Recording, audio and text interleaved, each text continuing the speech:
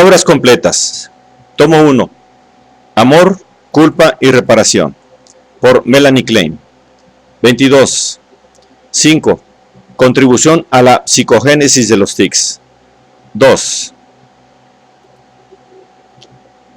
Simultáneamente con esta evolución, reaparición del interés por la música, homosexualidad manifiesta y renovación de la masturbación, hubo una marcada disminución en la frecuencia del tic, y cuando en ocasiones aparecía, podíamos captar su significado inconsciente.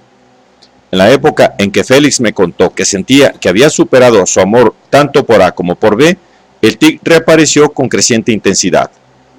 Esto mostró claramente lo que el tic había estado representando, o sea, los impulsos homosexuales reprimidos, o más bien la descarga de estos impulsos en fantasías o en masturbación. Durante el periodo de conflictos tempranos de su infancia, Félix se sintió compelido, por la angustia de castración, a reprimir sus deseos hacia su madre y padre. Ahora, en parte a pedido mío, había repetido el proceso alejándose de A y de B. Entonces el tic apareció como sustituto, del mismo modo que antes una excesiva inquietud física había tomado el lugar de la masturbación y de las fantasías masturbatorias. Se hizo entonces posible un análisis más intenso de sus tendencias homosexuales. Declinó en forma notable la homosexualidad directa y aparecieron sublimaciones. Especialmente empezó en este periodo la amistad con otros niños. El análisis del tic nos llevó una y otra vez a sus fuentes en la temprana infancia. En una oportunidad, cuando Félix estaba haciendo los deberes junto con un compañero, se propuso ser el primero en resolver un problema de matemáticas. Pero el amigo lo resolvió primero y entonces apareció el tic. Las asociaciones revelaron que esta derrota en la competencia con el amigo le recordó nuevamente la superioridad del padre y revivió su complejo de castración. Como resultado, se sintió impulsado nuevamente a adoptar el rol femenino en su relación con el padre. En otra oportunidad, reapareció el tic cuando tuvo que confesar al profesor de inglés que no había podido mantenerse a nivel de las tareas y que quería tomar lecciones particulares para mejorar sus deficiencias. Para él, también esto tenía el significado de una admisión de derrota en relación con su padre. El siguiente incidente fue especialmente característico. Félix trataba de entrar en un concierto para el que se habían agotado las entradas. Estaba parado con mucha gente a la entrada del teatro, cuando por la aglomeración un hombre rompió un vidrio y hubo que llamar a un policía. En ese momento apareció el tic. El análisis reveló que esta situación especial representaba la repetición de la escena que había fisgoneado en la temprana infancia y que estaba tan estrechamente ligada con el origen del tic. Se había identificado con el hombre que rompió el vidrio porque, como este último, también él en esa situación temprana había querido forzar la entrada al concierto, o sea, a la relación sexual entre sus padres. El policía representaba al padre que lo descubría en este intento. La posterior disminución del tic tuvo lugar en dos sentidos. El tic se volvió menos frecuente y sus 3 movimientos se redujeron a 2 y luego a 1.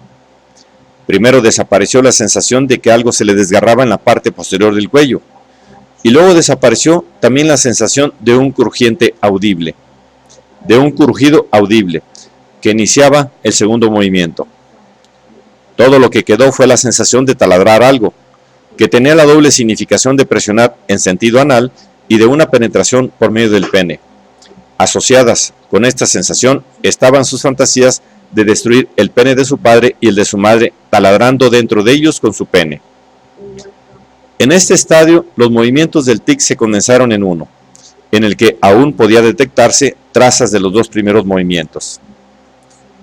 La desaparición de las sensaciones de desgarramiento y crujido, que estaban determinadas por factores homosexuales pasivos, se produjo junto con una alteración similar de las fantasías masturbatorias. Su contenido homosexual cambió de pasivo a activo. Sin embargo, el ritmo de la relación sexual estaba simbolizado en el desgarrar tanto como en el crujir y taladrar. Cuando Félix, a pesar de la urgencia de estas sensaciones, se contenía para no hacer los movimientos del tic, sentía una fuerte sensación de tensión, un aumento y luego una disminución de estas sensaciones. Durante un tiempo predominantemente la de desgarrar, después la de taladrar. Luego de cierto tiempo el tic desapareció completamente, pero fue reemplazado por un movimiento que consistía en impulsar hacia atrás los dos hombros. El significado de esto fue revelado por el incidente siguiente, mientras hablaba con su maestro. Mientras hablaba con su maestro, Félix se sintió sobrecogido por el deseo irresistible de rascarse la espalda, y esto fue seguido por irritación del ano y contracción del esfínter. Se hizo evidente que también había sentido el deseo reprimido de insultar a su maestro con lenguaje coprofílico y ensuciarlo con heces. Esto nos llevó nuevamente a la escena primaria, ante la que había surgido el mismo deseo con respecto al padre, y se había expresado con evacuación y llanto. En un estadio posterior, en el análisis del tic, aparecieron como sustitutos de este el restregarse los ojos y el parpadeo, transformación que se explica como sigue. Habían escrito una inscripción medieval en la pizarra de la escuela y Félix tuvo la sensación, sin justificación alguna, de que no podría descifrarla correctamente. Entonces empezó a restregarse violentamente los ojos y a parpadear. Las asociaciones revelaron que la pizarra y la escritura en ella significaban, como en muchas otras ocasiones durante el análisis, el genital de su madre como el elemento incognoscible, incomprensible, de la situación de coito que él había observado. Hay una analogía entre esta inscripción en la pizarra y la partitura del director de orquesta, cuyas rayas negras había tratado de descifrar desde su asiento en el teatro. De ambos ejemplos, parecería que la escoptofilia reprimida llevó al parpadeo, y que particularmente en el restregarse los ojos obtenía impresión el deseo de masturbarse, que surgió al mismo tiempo por medio del desplazamiento. Durante el análisis pudimos también llegar a comprender plenamente la conexión entre estas situaciones y los estados de aislamiento que con frecuencia le acometían en la escuela. La mirada ausente se asociaba con fantasías de las que lo siguiente es un ejemplo. Está mirando y escuchando una tormenta. Esto le recuerda una tormenta de su temprana infancia.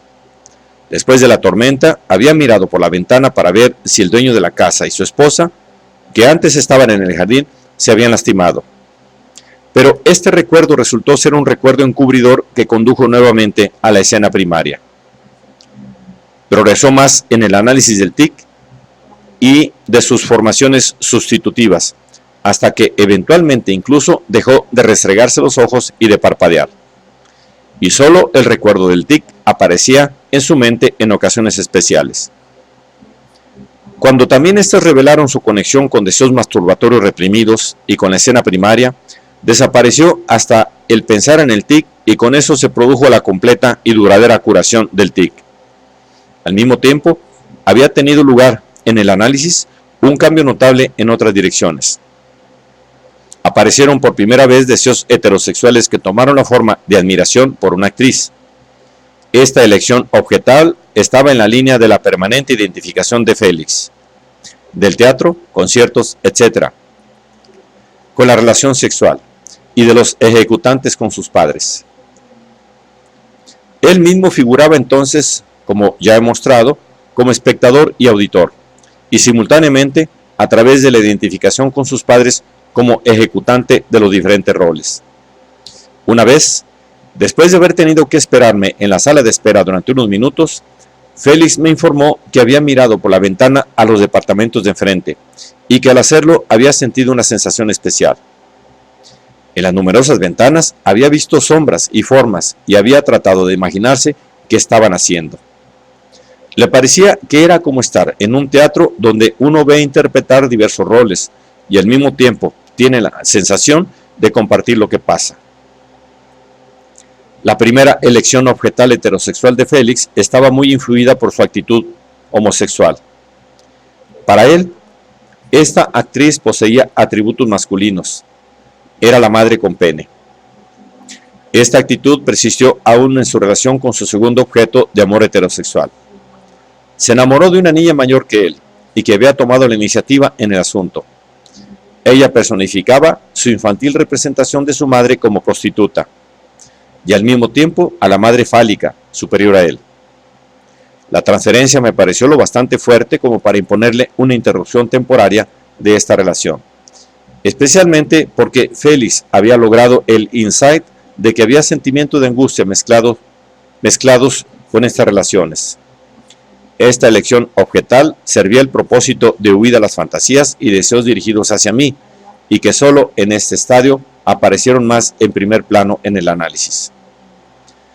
Podía verse ahora que el alejarse de la madre originalmente amada, pero prohibida, había participado en el reforzamiento de la actitud homosexual y de las fantasías sobre la madre castradora, tan temida. El cambio de las tendencias homosexuales a las heterosexuales y la modificación de estas últimas se expresó también en el desarrollo y modificación de las fantasías masturbatorias. El análisis nos llevó a remontarnos a las primeras fantasías masturbatorias directamente conectadas con su observación de la relación sexual de los padres. Describiré ahora, a grandes rasgos, el desarrollo de esas fantasías en su orden cronológico real. Cuando era pequeño, cuando aún compartía el dormitorio de sus padres, lo que aconteció hasta que tuvo 6 años, Félix se representaba frente a él el tronco de un gran árbol que apuntaba en dirección opuesta a la de la cama de sus padres. Un hombrecito se deslizaba por este árbol e iba hacia él, y era mitad viejo y mitad niño, una condensación de su padre y del mismo. Esto expresaba su elección objetal narcisista homosexual.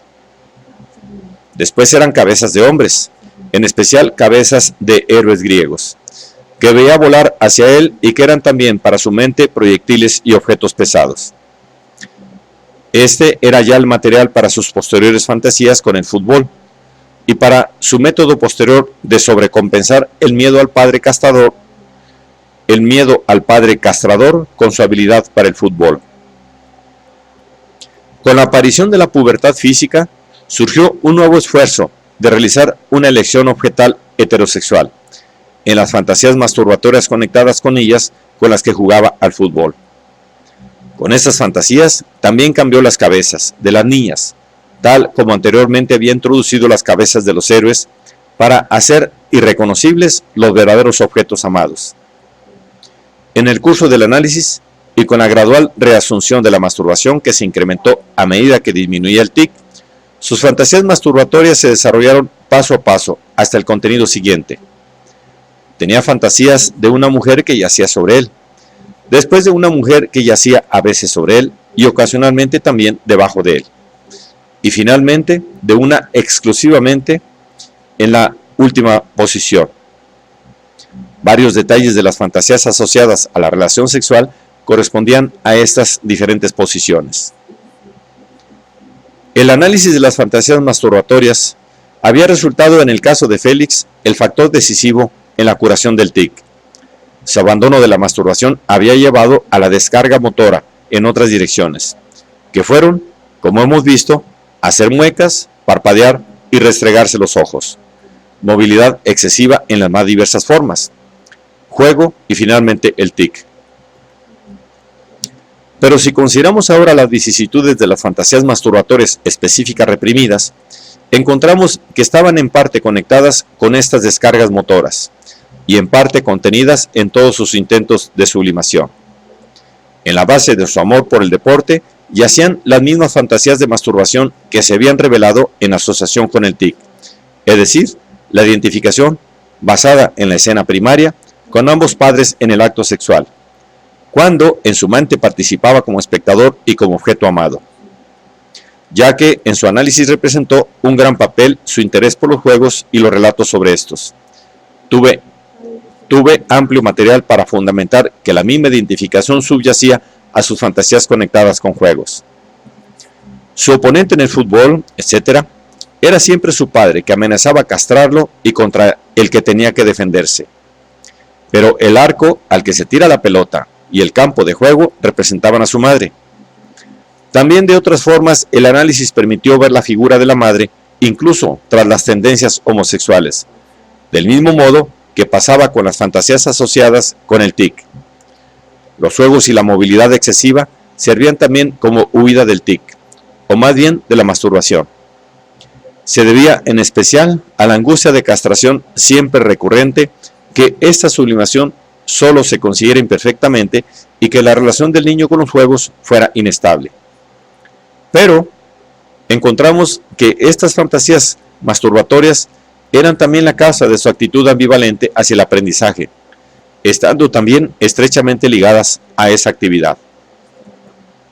Un día, mientras el maestro estaba apoyado en su escritorio durante una clase, Félix sintió el deseo de que el maestro golpeara el escritorio, lo rompiera y se lastimara al hacerlo. Para Félix, esto representaba una nueva versión de su padre en relación sexual con su madre, mientras él miraba. Su relación con el maestro fue, desde el principio, la repetición de su relación con su padre, y estaba determinada de la misma forma por la homosexualidad reprimida. Toda respuesta que diera en clase, todo el trabajo que hacía en la escuela, tenía el significado de relación sexual con el padre. Pero también aquí, tal como en su relación con sus compañeros y oponentes en los juegos, aparecía la relación original con la madre, por escondida que estuviera bajo la tendencia homosexual. La forma en que se sentaba en la escuela, el escritorio en que se apoyaba el maestro y la pizarra en que escribía, el aula, el edificio, todos estos representaban, en relación con el maestro, a la madre con la que el maestro, padre, tiene relación sexual, tal como el arco en que cae la pelota, el campo de juego en la escuela, el patio de recreo, etc. La angustia de castración explicaba tanto su inhibición para el aprendizaje como su inhibición para los juegos.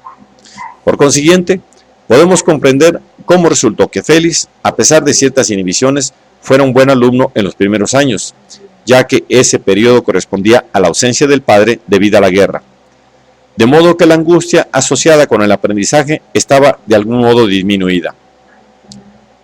Por otra parte, Félix sublimó entonces por un tiempo sus fantasías masturbatorias en las actividades físicas exigidas por su padre.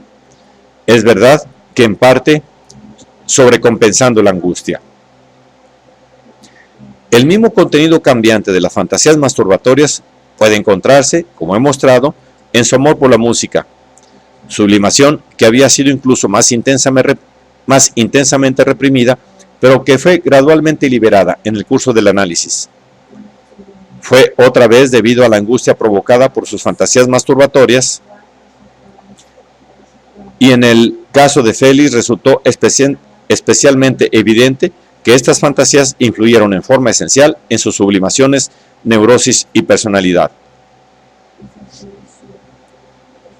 En forma similar, encontré en el caso de otro paciente que el desarrollo del tic estaba determinado por la significación y estructura de las fantasías masturbatorias. Se trataba no de un tic pronunciado, sino de descargas motoras, que en muchos aspectos importantes eran semejantes a un tic. Werner, que vino a verme a los 9 años, era un niño neurótico. Ya al año y medio había manifestado excesiva inquietud física, que se incrementaba constantemente. A los 5 años desarrolló el curioso hábito de mover sus manos y pies imitando los movimientos de una locomotora. De este juego se desarrolló lo que él mismo y los de su alrededor llamaban agitación, lo que llegó a dominar cada vez más todos sus juegos. El juego original de la locomotora pronto dejó de ser el único contenido de su juego. A la edad de 9 años, a menudo se agitaba horas y horas. Decía, agitarse es divertido, pero no es siempre divertido. No se puede dejar de hacerlo cuando uno quiere, como por ejemplo cuando hay que hacer los deberes.